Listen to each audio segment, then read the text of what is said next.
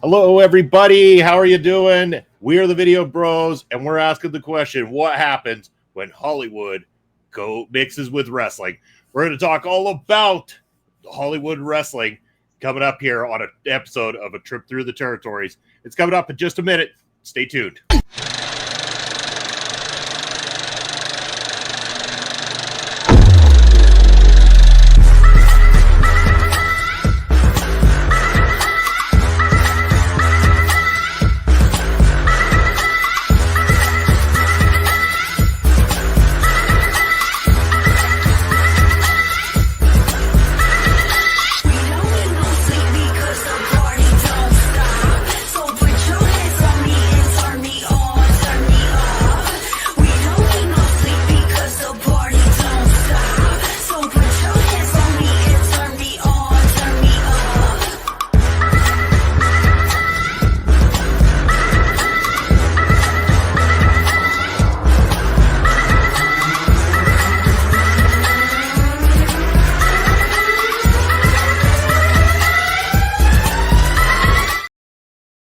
And boom, just like that, it's Thursday night, and you know what that means. It's party time with us. We're the Video Bros.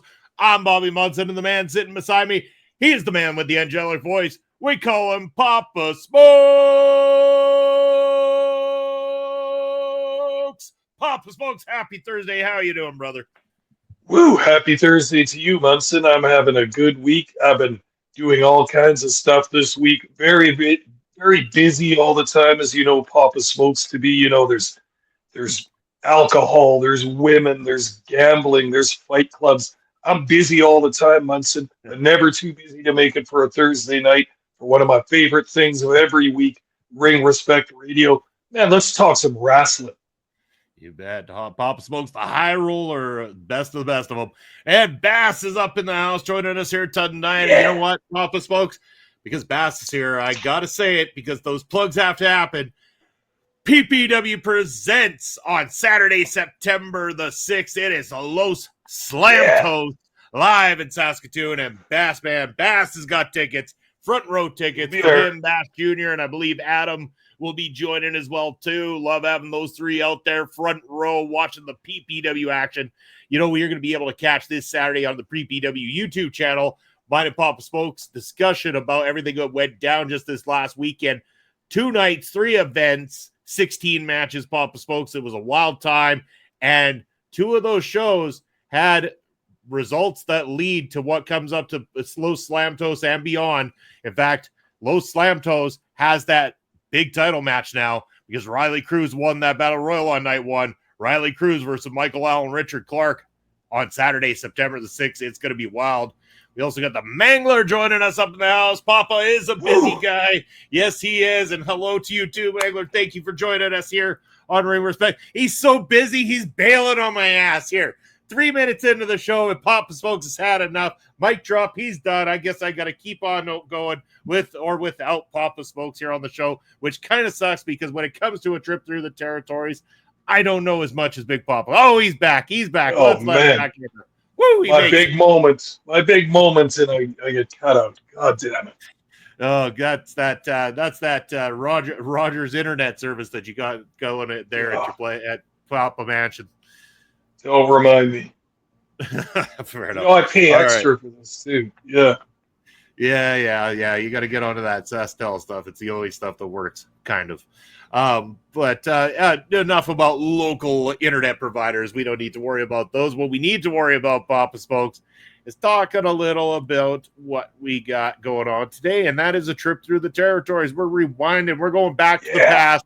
We're going to talk about another one of these territories, and I know people love this one. So, Papa Smokes, why don't you give us a little of the lay of the land, what territory we head into, and a little bit of the backstory leading into it. The Papa Smokes cut in to start the night.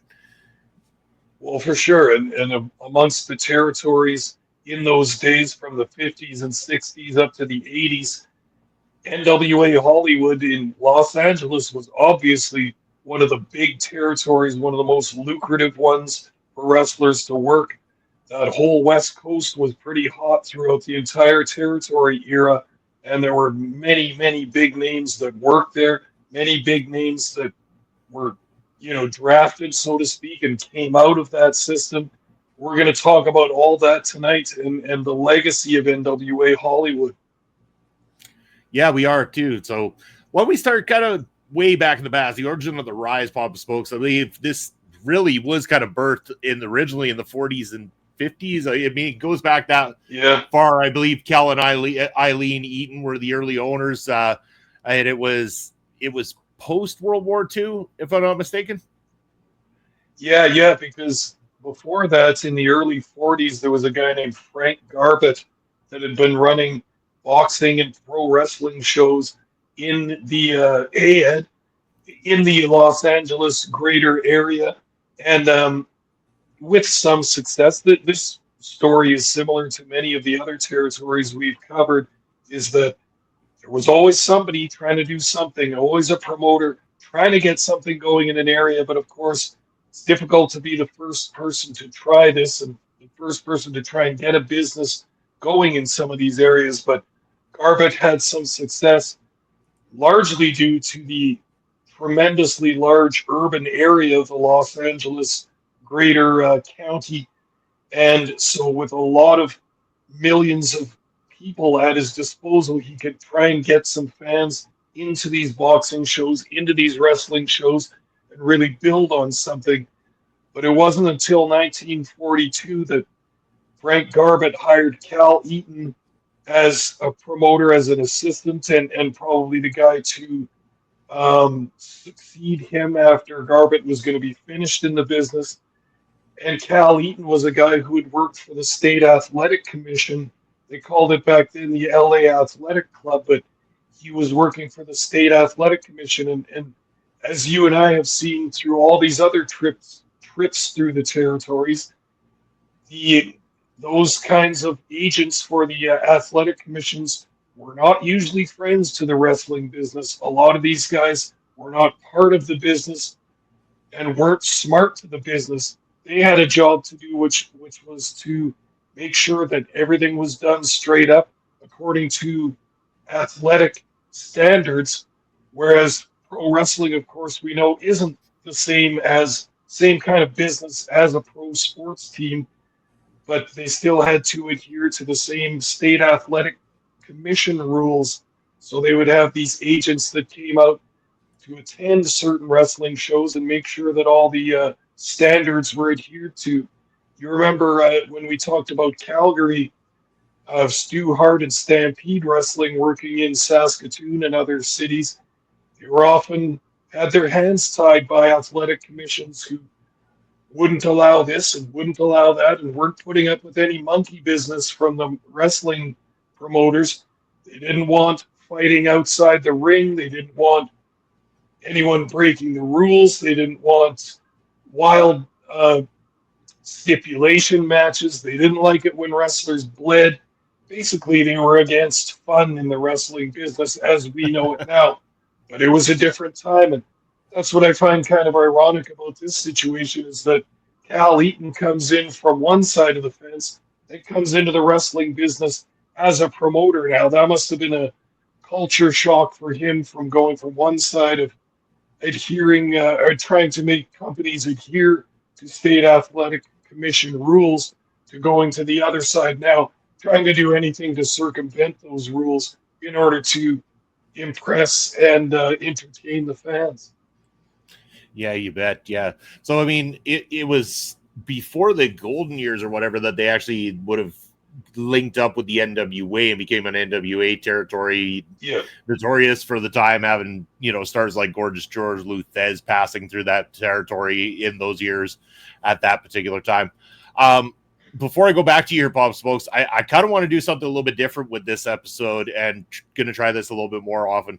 I want to ask the audience, whether they're live or watching on replay here right now, to answer me this question. So let us know, what's the most underrated NWA era wrestler in your opinion? And I'm going to throw that to you as well, Pop Smokes. Who would you say to that question? You mean NWA Hollywood or NWA in general? Let's do one of each. Okay. NWA in general, that covers a lot of ground, and it's a tough question. There's many, many names you could think of. I would almost go with a guy like Barry Windham because Okay. that guy had all the talent. I think they might have had him earmarked to be an NWA champion at one point. He never was, but had all the talent, all the potential in the world. Just kind of time and circumstance and the nature of the business while he was a wrestler, mostly in the 80s, I'm talking here, but also the 90s. But in terms of NWA Hollywood and being underrated, there are many huge, hi Astrid, many huge wrestlers that were developed in this area and many guests that came along. I would almost have to go with perhaps like, even there's a tag team that I want to talk about later also that was so integral to the success of NWA Hollywood, and that's Gordman and Goliath. You don't hear too many people talk about them anymore, but what a massively drawing tag team, the top tag team for this area of Los Angeles for a long time, and they worked with all the greats. And again, I'll say underrated because a lot of the fans nowadays haven't heard of Gordman and Goliath, but wow, they were the kings of the tag team scene throughout the 70s, especially. They had a big stage to show their stuff on with NWA Hollywood. And man, if you want to see some guys ruling a tag team division, not only the division of the federation they worked for, but really the whole country, they were the top tag team. Gordman and Goliath. Check it out sometime. It's really good stuff. Nice deep cut call right there, Pop Smoke's fantastic. Love it.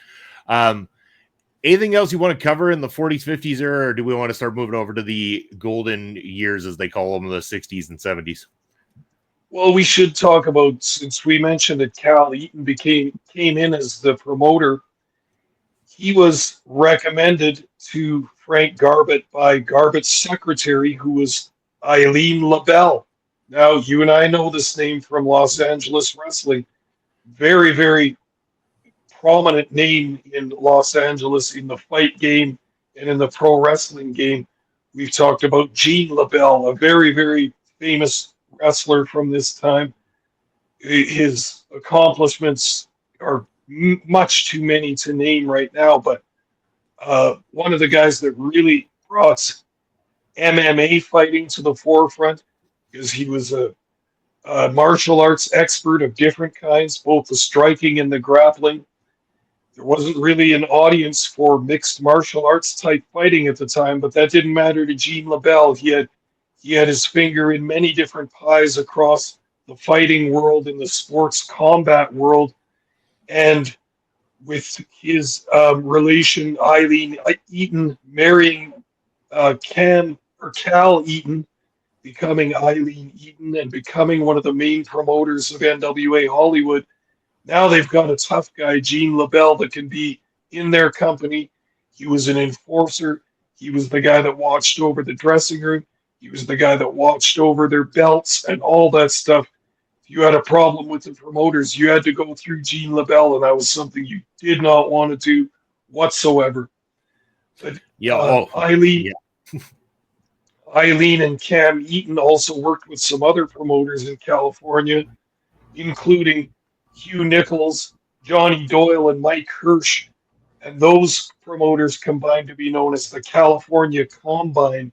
Now they became a big force throughout Los Angeles and the state of California to the point where they pretty much had a monopoly on the pro wrestling business in that state and were sued by various people as an antitrust suit as a monopoly that were illegally having a stranglehold on the business throughout California. So you know that they weren't letting anyone else in. They had that group of 4 or 5 promoters that ran all the shows throughout the state of California, and we were squeezing out the smaller outlaw promotions as they went. And of course, that wasn't going to go smoothly either. But for all the antitrust suits that came up against them, they marched all the way through and were the main and prominent promoters of the 50s, 60s, and 70s in this area. nobody could touch them. You bet. Yeah, so from there, I wanted to start talking about, of course, the 60s and 70s. This is where we get a little bit more into the era of Freddie Blassie and the rise of their TV broadcast, KTLA broadcast that they did. This is kind of where that Hollywood name really struck a chord a little bit more. Papa Smokes was in this era. This is where, again, Freddie Blassie, probably one of the OGs when it comes to mixing the flair of the Hollywood type style and that superstar style outside of the realm of professional wrestling blended into the world of professional wrestling. And for all you pencil neck geeks out there, Freddie Blassie was the king at doing this particular style. Very much so. And Freddie Blassie was a top heel for NWA Hollywood almost all the way through. It's funny to look at Blassie now because he's one of those guys that most WWE centric people know him as a manager in his older years, in the Vince Senior and Vince Junior days in WWF, managing various people from the Iron Sheik and Nikolai Volkov to many other stars throughout WWE. But he's one of those guys that always kind of looked like a 65-year-old man with the white and silver hair and that face that just with so much personality and so much experience on it. But he had started as a babyface in his younger days to much popularity throughout his home state of California. But as we all know him better, he was Freddie the Vampire Blassie, filing his canine teeth to points so that he could more effectively bite and bloody his opponents, wreak havoc throughout the wrestling world, not only in California and Los Angeles, but all the way from Hawaii to Japan, up to San Francisco and Portland, and all the way across to the Northeast and New York City. Very, very much so a huge part of this story of NWA Hollywood, and one of the main money-drawing stars on the heel side for the Eatons. Absolutely, Blassie was a massive star, and his charisma was so big that not only was he charismatic in wrestling, but he was cast in various movies, various TV shows throughout the 60s. If they needed a wrestler to be in a movie or on a TV show, they were getting Fred Blassie 100% of the time. Once and he's even on an episode of Happy Days. Have you ever seen that one? I have actually, Papa Smokes, and I was also going to give a shout to, if people want a more in-depth review or conversation about Freddie Blassie's career, there actually is a episode of Ring Respect Radio from quite some time ago now. There we went into the full career of Freddie Blassie, so make sure to check that out. But you know what makes a good heel, Papa Smokes, is having a good rival, a good babyface rival, and John Tolos was that guy for Freddie Blassie during this era of Hollywood wrestling. Those two, they kind of carried it on their backs for quite some time with that rivalry. Very much so. They had a feud that lasted much longer than 10 years because they had that chemistry in the ring together. You know, you want to hear something funny, Munson? When I went to my first pro wrestling show live, which was in Winnipeg, but was not a small Winnipeg company, was the AWA, or American Wrestling Association. The first match on the first show I ever went to had the Golden Greek John Tolos in it. I didn't know who he was at the time. I was a kid, and Tolos was in his older years by that time. He had kind of outlived his popularity in California. He was touring all over the country and all over Canada at this point, but what a famous dude to see in the very first match of your very first show. I always remember that. But Tolos in his earlier days, well, here's another thing for WWE-centric people. If you don't know who John Tolos is, in the middle part and late part of the 80s, he was a manager in WWF, The Coach. Do you remember him at all? Not talking about The Coach, the announcer that came later, but he was John Tolos, The Coach. He managed Mr. Perfect, maybe a couple other people for a short time. not so successful as a manager, but it showed you his value to the McMahons that they brought him in once he wasn't good for his body wasn't good for wrestling anymore. They brought him in as a manager because he had so much experience getting heat with crowds and performing in front of crowds. So I mean, there's the Golden Greek John Tolos, very popular as a babyface in his early days, very much a young babyface that the fans could get behind, a young, handsome guy, perfect foil to the vampire Freddie Blassie. Yeah, very much so. I want to talk about some other names that came out of this territory as well too, or at least grace this territory. A lot of talk about the lucha influence in this particular territory, bringing lucha to professional wrestling in these days. Mil Máscaras, for example, was a huge name that came through this particular territory at the time. But they also then had Chavo Guerrero Sr. of the Guerrero family legacy was another massive name that also spent some time in Hollywood wrestling as well too. And also, of course, Roddy Piper. Roddy Piper, before heading off to some of the other areas and stuff too, graced the Hollywood territory as well. So some very big names that had a massive impact on Hollywood wrestling. Very much so. And you bring up some good examples, not to leave out the sensational, intelligent Destroyer, one of the greater masked guys, not a luchador, but a masked wrestler from the U.S. Don Leo Jonathan, the Mormon Giant, one of my favorites. Superstar Billy Graham, Terry Funk, Gene LeBell, the Sheik, Ricky Dozan, now coming over from Japan, which was another one of their promotional relationships with New Japan and a few of the other Japanese companies, sharing talent and bringing that international flavor, as we like to call it, over to Los Angeles. Not to mention talent sharing with Polynesian Pro Wrestling in Hawaii.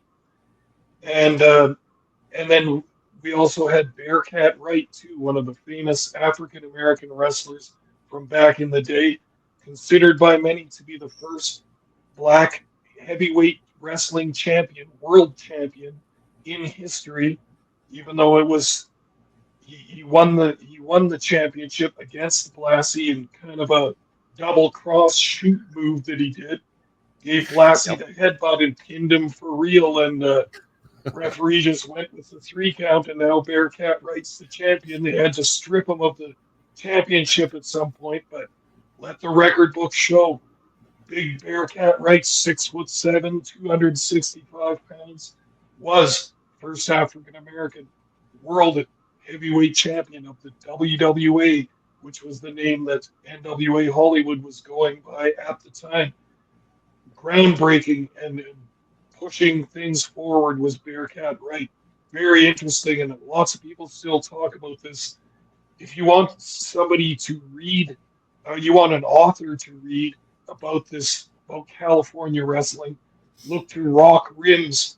Munson, we should review one of his books on here because he's got a lot of good stuff, especially about Southern California. Rock Rims, by the name, you can guess that he used to be a wrestler as well, but now a historian. He has a number of very, very in-depth and excellent books on the topic of California and Southern California wrestling. He can tell you all about the story of Bearcat Wright and NWA Hollywood back in the day. You find me the link to the right book, Papa Smokes, and we will we'll get ourselves a couple of copies and make sure that we make that a highlight here on the channel. It's been a while. It's been a good hot minute since we did one of these book reviews for professional wrestling. So yes, definitely send me a link to one that you think would be a good show here for us, and we will do as we always do, pick up our copy, read it through, and make it a future episode of Ring Respect Radio. I wanted to mention that, again, going back to the booking side of things. So, Cal Eaton inevitably passed away. Eileen did take over for a while as running the company solo until Mike LeBell ended up taking over. How was it that the booking styles changed in those different ownerships throughout that time? Well, for one thing, they had a lot of different bookers that worked throughout there. The Eatons were very busy on the promotional side of things. I don't think they were natural bookers, so they used wrestlers and former wrestlers as bookers. There was a few notable ones, Fred Blassie being one of them. They gave him the book for a while, but Jules Strongbow, who had a long career in wrestling by this time, Mr. Moto, also same thing, worked in Japan, worked all over the U.S., knew the business like the back of his hand, and then some of the Mexican influence. The patriarch of the Guerrero family, Gory Guerrero, had the book for a while there too. And anybody that studied California and Mexican wrestling knows that Gory Guerrero was the head of the Guerrero family, the great grandpappy, you could say, and had the book in NWA Hollywood Wrestling. It was a big, thriving promotion with a lot on the line, so booking had to be good. And you know that the Eatons chose their bookers very, very carefully and very particularly. So, what an honor to have the book in those years. But what a responsibility as well. It couldn't have been easy. Yeah, you bet. Brett, hello. Thank you for joining us during this time. Future episode on Houston wrestling is Brett's suggestion. Was that on our list, Papa Smokes? Yep, it sure Perfect. is, because Perfect. you remember that we reviewed a couple of Houston matches in the early days of Ring Respect Radio, or in my early days joining Ring Respect Radio. Remember, we remarked upon what a good lineup they had, what good action they had, and what good production value as well.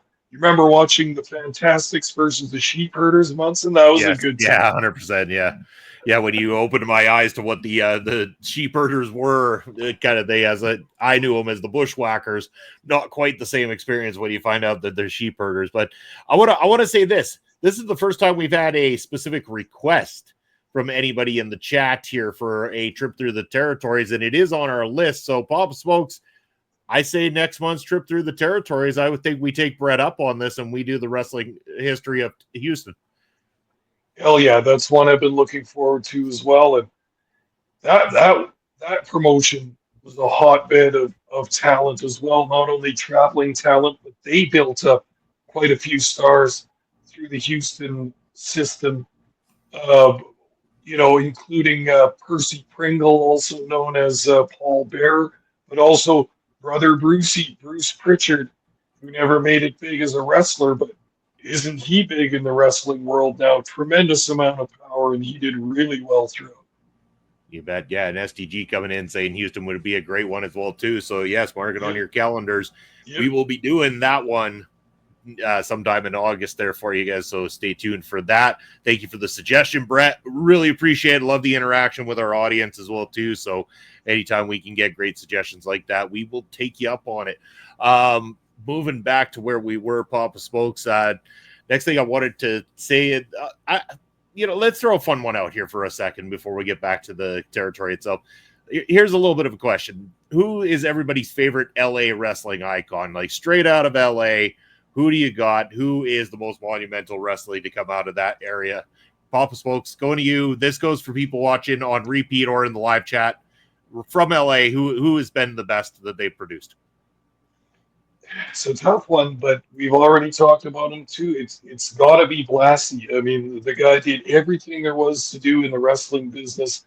He was on top of the entire wrestling world for a long time as a heel, which is even a greater accomplishment.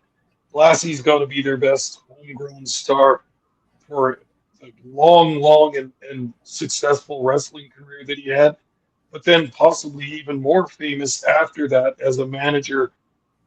He had one foot in two generations of wrestling, the previous years in NWA Hollywood, and then doing so well there that coming up to New York.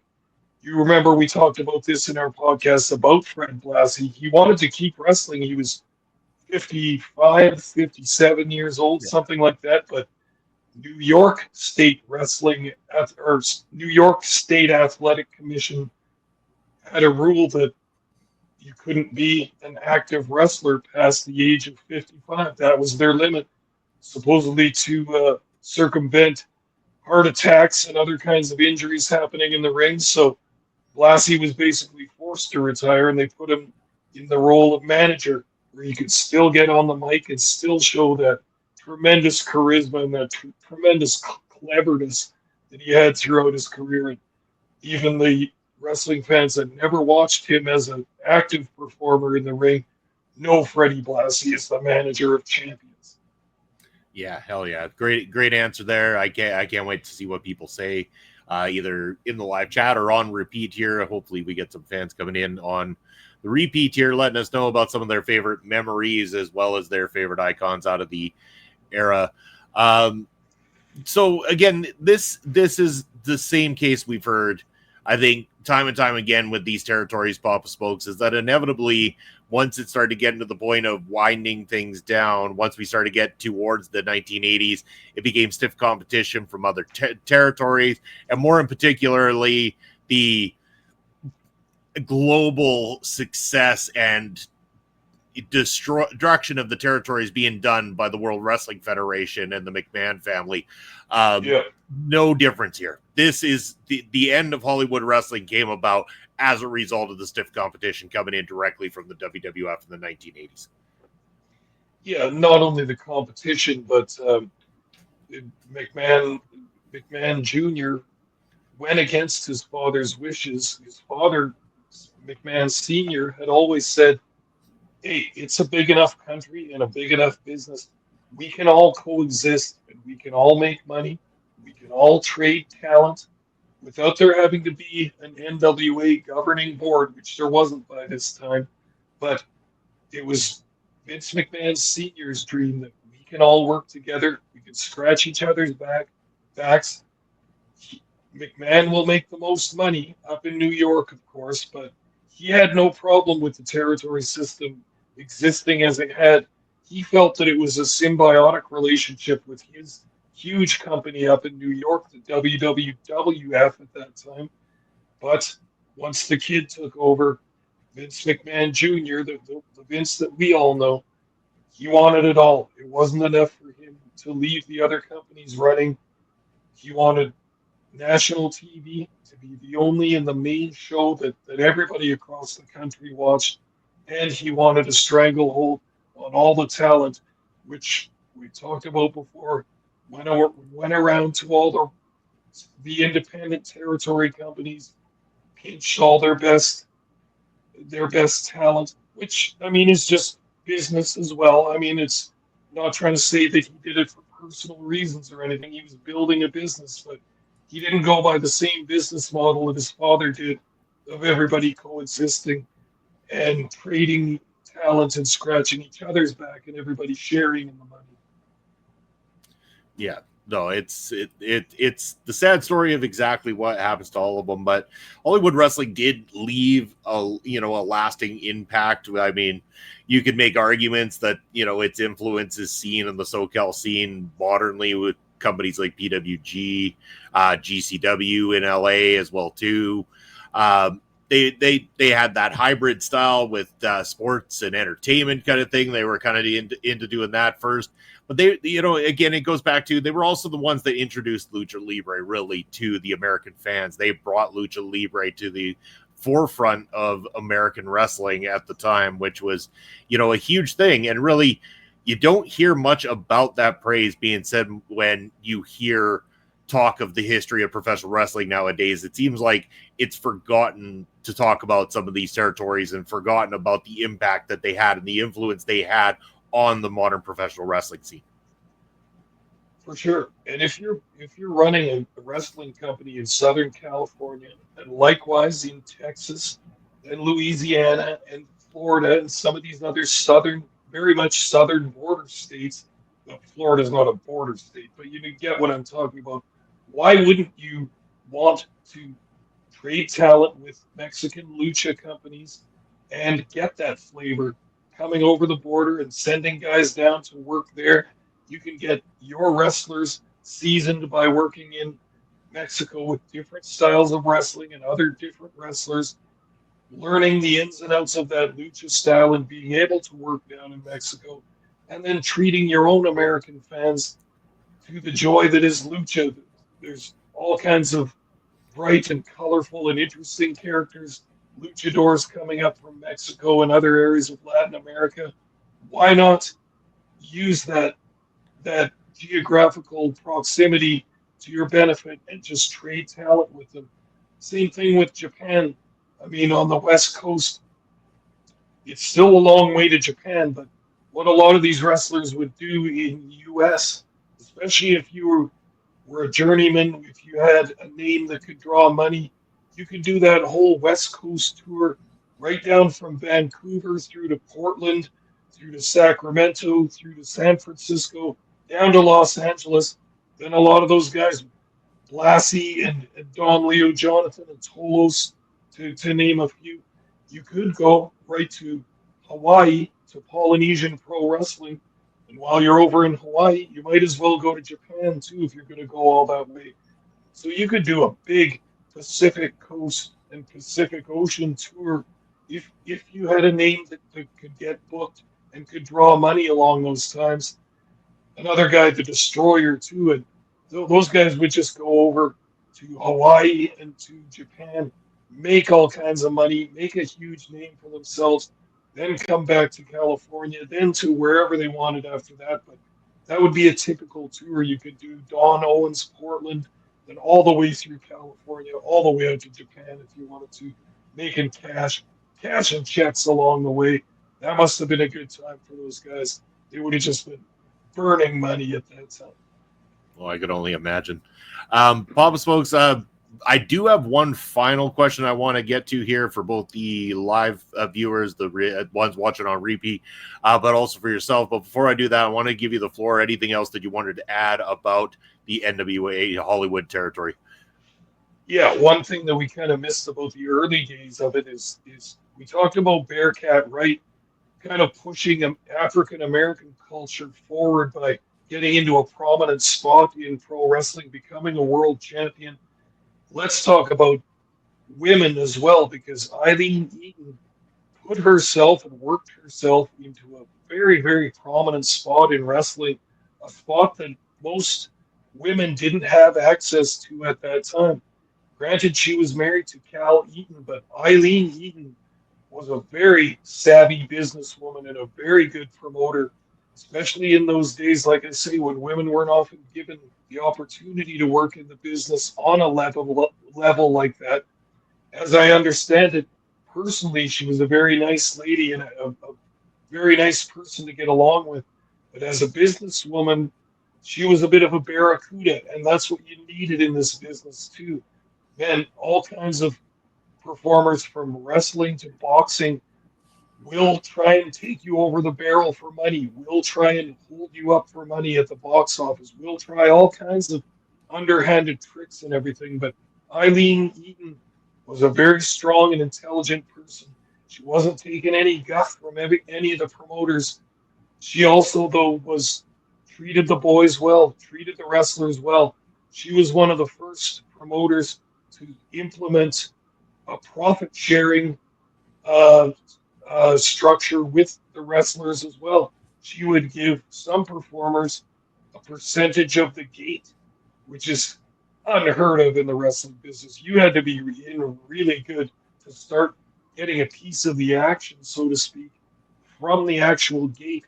Well, what that did was started getting wrestlers to start promoting the shows themselves, start promoting the business in the California area, and it became a very, very useful thing for Eileen Eaton because they started to see massive crowds and massive gate intakes with the wrestlers having some of the power to make more money within their own hands.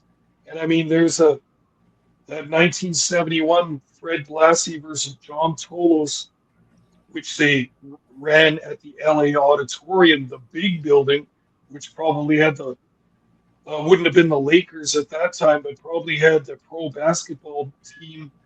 There would have still been the Minnesota Lakers back then, I think. But the big arena, they took a gate in 1971 of $142,000, which I can't even imagine what it would be in today's money. But that was the big one for a long time. That was that decades-long feud of Blassie versus Tolos. So again, probably both of those guys, Blassie and Tolos, would have made a piece of this gate and a bunch of other big gates Imagine how much money you would be making for one show if you were getting a piece of a gate that big. It's absolutely crazy, but it showed the trust that Eileen Eaton had and the respect that she had for her main guys, her main performers of the day. And you know that those wrestlers were appreciating getting those extra big paydays. And you know that that would bring the loyalty along with it, too. Yeah, 100%. Great show, Papa Smokes. So I do have one question I want to leave us on here before we do a little bit more chatter before we wrap things up. So last thing to do with Hollywood wrestling, I want to know if you could bring back one match from this era, one particular. It doesn't have to be a particular certain match, but two guys, one match brought into the modern day. And this goes for our audience too. What match from Hollywood wrestling would you have come back? Well, I know the match I would pick, not specifically because these two had a whole ton of matches against each other, both in America and in Japan. But that Fred Blassie versus Riki Dozan, the huge, the Hulk Hogan of Japan at that time, the biggest star possible in Japan, the guy that preceded Antonio Inoki and Giant Baba as the leading force in Japanese wrestling. He was a god. And when he came over to the U.S. to wrestle, it was almost solely for NWA Hollywood and for Eileen and Cal Eaton. So that's another feud that went on for a long time. I can't name a particular match, but there are a few on YouTube and elsewhere on the internet. You want to see some heat and some guys that worked well together. Check out Fred Blassie versus Riki Dozan. Great stuff. And boy, did they draw some heat and some huge houses. There's a TV match of theirs from Japan that had, I can't even remember what the rating is. It's just absurd to think of in today's terms. But they were, almost every person in Japan was crowded around their TV at the in the 60s watching Blassie versus Riki Dozan. Just absolutely unforgettable stuff. Yeah, fantastic show, Papa Smokes. Great territory to talk about. I'm glad we were able to bring light to some of the history of Hollywood wrestling from LA for all of our live viewers, anybody watching on repeat, anybody discovering us for the first time. We do these once a month. And again, as suggested by Brett Martinez earlier today, we're going to do the Houston territory next month. So if you want an opportunity to have a territory talked about that we haven't touched on yet, let us know. We would love to add that to the list and give you the shout out for the recommendation. So you, the audience, can get involved here on Ring Respect Radio. Yes, Pop Stokes. And Bob, can I say one more thing Yeah, for sure. About NWA Hollywood? We mentioned this the last time when we talked about Freddie Blassie years ago when we talked about a retrospective of his career. But not to be forgotten in this, one of the main players, along with the wrestling talent and the promoters, the Edens, was the venue itself, was the Olympic Auditorium. That's where the Eileen Eaton and Cal Eaton ran wrestling shows and boxing shows for decades, was at the Olympic Auditorium in Hollywood, California. So it is also a main player, a main character in this whole story. It was the perfect size. It was the perfect ambiance. It was the perfect place to watch wrestling and boxing. And many people have written about this, about the Olympic, and talked about it. Most notably, famous poet and writer Charles Bukowski, who is a born and bred Los Angeles person and writer. He writes in one of his books, and I'll quote this: even the Hollywood boys knew the action was at the Olympia. Raft came. Now, Raft was a movie star at the time. Raft came and the others and the starlets hugging those front row seats. The gallery boys went ape and the fighters fought like fighters, and the place was blue with cigar smoke, and how we screamed and threw money and drank our whiskey, and when it was all over, you slept like a drunk angel. Unquote. Now isn't that a nice glimpse from someone who used to go to the boxing and wrestling matches and had a creative mind for writing. Charles Bukowski immortalizing NWA Hollywood and the Olympic Auditorium in his writing. Famous quotation and perfect to end off this episode. Fantastic, Papa Smokes. Glad you brought that up. What a great chat this has been. And again, if anybody ever has any further question or wants to learn more, you can always reach out to us. We will get to those credentials shortly. Papa Smokes, I will say that people can catch you and I this Saturday at a very special edition of Prairie Pro Wrestling on the Prairie Pro Wrestling YouTube channel. I was talking about the weekend that we just had. 3 shows, 2 nights, 16 matches. A very fun time. But, you know, I've been a little busy lately, Papa Smokes. I've had a lot of different edits going on, my hands in a few different pots here on the channel. But I also, you know, I dabble in music videos sometimes, Papa Smokes. And I just had a music video that I helped direct with my buddy Brad Scrivener from Chainfire that just hit the airwaves yesterday. You can find the song Avoidant by Chainfire on all streaming platforms, Spotify, any of the other ones. I'm too old to memorize them all. But you can also check out the video now available on YouTube. But because this is exclusively copyright free now, content creators can now use all this new Chainfire material that we are going to be releasing with videos on the Chainfire channel. Because of that, we ain't going to get striked if I show you guys what I've been up to. So I think, Pop Smokes, in all fairness, I just play the video here for everybody today. Let's do it up, Munson. Let's check it out. All right. Well, I am going to load this up so that we can check out the latest single from the band Chainfire. The song is called Avoidant, and this is the music video that Brad and I came up with for it. Hope you enjoy.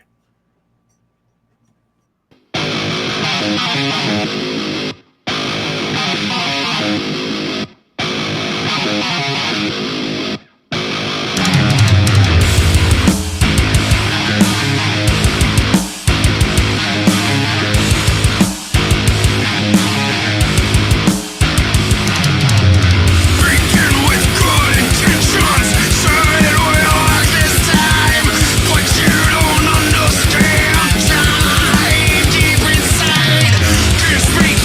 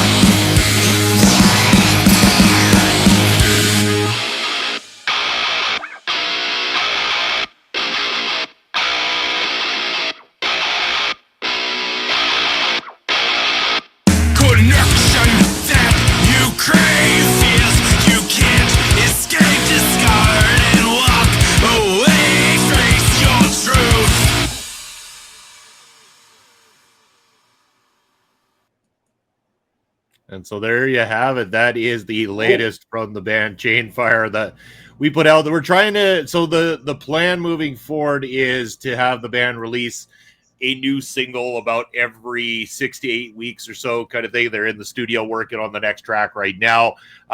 We will be working on a music video for each of them. Cool news to that is not this next track that they're working on right now, but the one after. Maybe, just maybe, yours truly might end up doing some backing vocals on the track. Oh, Munson, you have talents I never dreamed of. That video turned out very nicely. I'm not sure about the singing. That they don't want me for it for sure, but Munson, maybe you can get the job done. Yeah. So it's been a lot of fun to work on this. This is actually the third video I've done for the group Chainfire. We did one a long time ago, but you'll remember not that long ago, about a year ago, we put out the one for the song Push. So yeah, it's now going to be available for content creators to use their music in their videos if they wish to. So if you want to have that playing on your Twitch streams, you want to have it playing on your YouTube videos, there will be no copyright strikes at all. It is 100% free. Just give a shout out to Chainfire over on YouTube and on social media at Chainfire Music. That's where you'll find them. Local Saskatoon band, been around a long time, good friends of mine. It's been a labor of love, just like a lot of the projects I get involved in, Papa Smokes. All I do is get involved with these things because I love doing them and I love working with great people. Well, you're a hard worker and a creative guy, Munson, and put those things together and stuff's going to get done. So Chainfire, lucky to hook up with Bobby Munson, who will get your video done and edited and directed and all that stuff. Man, it looks good, dude. It looks very professional and all that. So cheers to that. And any more video projects for any of these singles coming up in the future? Oh, yeah, for sure. We plan to have a video to accompany every single release. That is the plan moving forward. So, yeah, there is the kind of an arcing theme to the songs that are going to release over the next little while and everything, but that's going to roll right through to December. December will probably, if I'm going to be doing backup vocals, the one that comes out at the end of December will be the one that I'll be involved in vocally. Otherwise, the videos will be myself and Brad working on those every single time. Yeah, it's fun to do. I really enjoy it. And SDG saying get involved with PPW hot dogs. I mean, there are hot dogs at the PPW shows. SDG, those became a very popular thing at PPW shows. In fact, there was another one of those hot dog eating contests over the weekend there, Papa Smokes, and I believe that one of the PPW fans ended up winning that particular contest. Yeah. So good for him. I sometimes I'm tempted, every time I hear about it and I see what people get, like when I see it's like they've got 10 minutes to eat as many hot dogs as they can and they got 7 down, and I'm like, 7? What the hell is going on here? You only eat 7 hot dogs in 10 minutes. Come on. I could do that in my sleep. Yeah, I'd order 7 without even being in the competition. You know what I mean? I'd probably have those done in 10 minutes. I'm not Joey Chestnut or anything. I mean, let's not get carried away. But come on, Jesus. 7 hot dogs. That's not a job. It's a dream. Yeah, I would take on 7 of those ones from Costco. They're like 3 times the size of the hot dogs that they serve at the hot dog eating contests. Like, come on here, people. Munson, it's not about size, Munson. Come on. All right, Papa Smokes. All right. But yes, congratulations to the hot dog champions there from over the weekend and all the great people who had us out over the weekend as well, too. Beer Wars YXE as well as the Saskatoon Berries. I was great meeting Barry the Bear, Papa Smokes. Barry the Bear, a great mascot here for the Berries team. Had a lot of fun there. So it was a phenomenal weekend. I enjoyed it.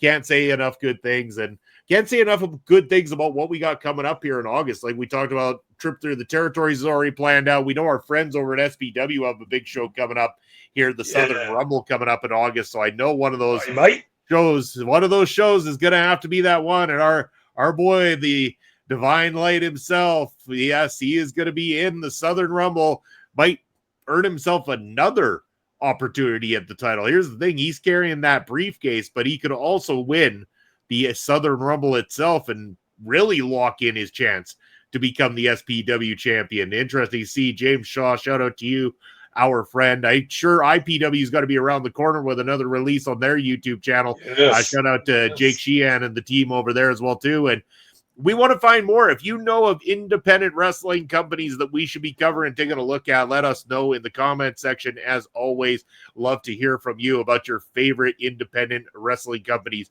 for us to check out. But we also got to get to trivia again, Pop Smokes, probably in the next week or two here. We got to get the old team back. We got to get on the trivia bandwagon, and we got to do some more trivia here on the channel. So that is going to be right around the corner.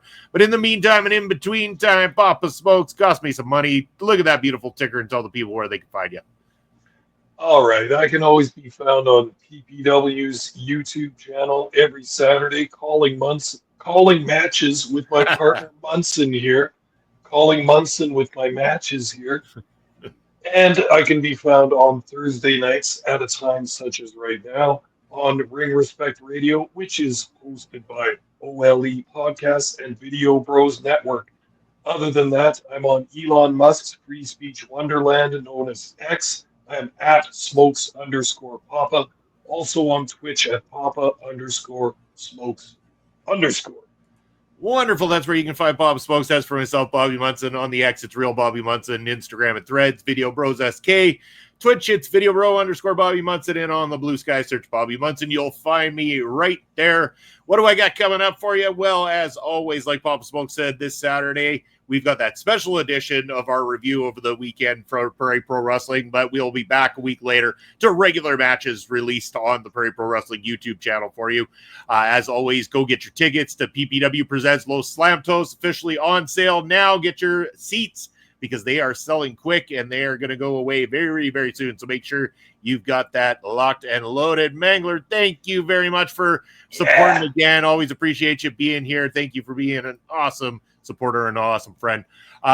As well, what do I got going on this Sunday? You can catch me and the boys live at 11 a.m. Eastern time for Point of View, your favorite Sunday sports stream, where we talk about the week in sports. And I am a happy man, Papa Smokes, because as of right now, Manchester United are starting to look like a better team for a change. They are actually firing all cylinders, and I'm very, very excited to see how things go down with them moving into the new season. We are right around the corner from the NFL season, so we're going to be having, at the end of August, our very special edition of our NFL draft episode, as well as getting into our NFL weekly predictions, where it's actually going to be a little different this time around.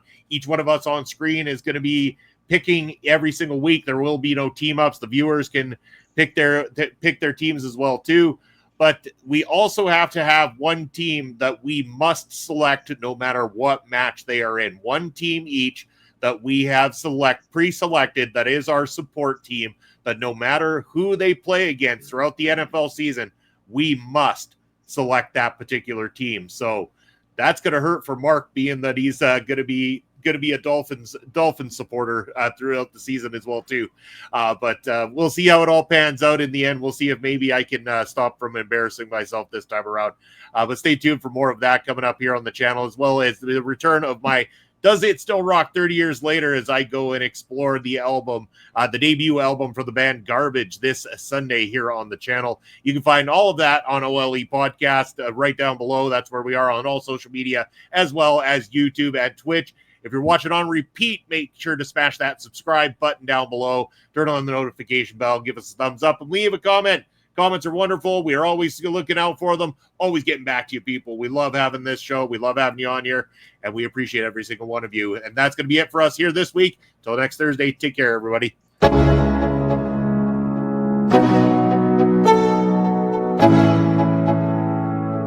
Let's go. Yo, I'm like an addict. Do I gotta have it? I ain't even playing.